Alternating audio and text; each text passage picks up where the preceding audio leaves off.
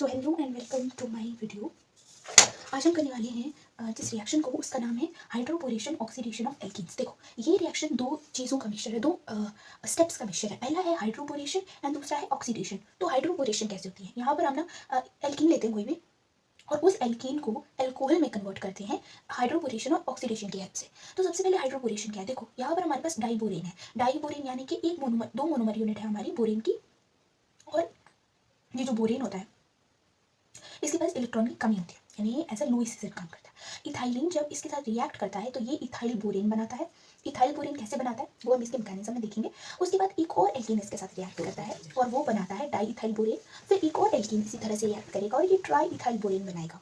जब हम इस ट्राई इथाइल बोरेन के अंदर H2O2 3H2O2 डालेंगे, यानी कि हाइड्रोजन पेरोक्साइड ऐड करेंगे in the presence of 3NaOH। ये OH कहाँ से आ रहा है? NaOH से आ रहा है। या फिर कोई भी बेस, यहाँ पे जो एल्कलाइन मीडियम है उसको हम यहाँ पर यूज़ करते हैं। तो बनेगा 3 मॉलिक्यूल्स ऑफ इथाइल एल्कोहल और साथ ही साथ बोरिक एसिड बनता है। अब इसका हम मैकेनिज्म समझते हैं। देखो, तो मैकेनिज्म कुछ इस तरह से है। पहले होती है हाइड्रोपोरेशन। हाइड्रोपोरेशन कैसे होती है? यहाँ पर आपने एल्कीन ले लिया और एल्कीन के साथ जो है वो बनती है आपकी यहाँ पर बॉन्ड, ये वाला जो बॉन्ड है बोरोन और हाइड्रोजन के बीच का, एक बॉन्ड जो है वो टूटने लग जाएगा और यहाँ पर बॉन्ड की फॉर्मेशन होना शुरू हो जाएगी। तो बनेगा क्या यहाँ पर बनेगा एल्काइल बोरेन। एल्काइल बोरेन कैसे बना? ये वाला बॉन्ड टूट गया और यहाँ पर आ गया, ये बॉन्ड इसके साथ फॉर्म हो गया और ये इसके साथ बॉन्ड फॉर्म हो गया, एल्काइल बोरेन बना। ऐसे ही ट्राई एल्काइल बोरेन बनेगा। अब हमने पिछले उसमें क्या देखा था कि ट्राई एल्काइल बोरेन जो है वो H2O2 की प्रेजेंस में, अब ये जो H2O2 है ना, ये OH के साथ रिएक्ट करता है और यहाँ पर पेरोक्साइड आयन बनाता है। अब ये पेरोक्साइड आयन आगे जाके क्या करेगा? ये पेरोक्साइड आयन जो है इसमें से एक जो ऑक्सीजन होता है इलेक्ट्रोनेगेटिव होता है, क्योंकि वो अपना लोन पेयर इस बोरोन को दे देता है, और बोरोन को जब ये अपना इलेक्ट्रॉन डोनेट करता है तो यहाँ पर फॉर्मेशन हो जाती है इसकी फॉर्मेशन हो जाती है मोनो एल्काइल मोनोक्सी बोरेन।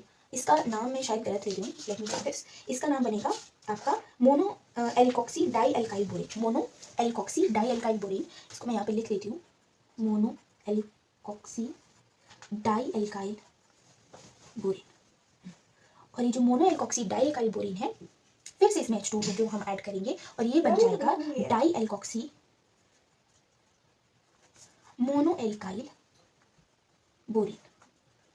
ठीक है, और फिर जब हम इसमें फिर से ऐड करेंगे, सॉरी मैंने यहाँ पे कुछ तो गड़बड़ कर दी है, 1 सेकेंड।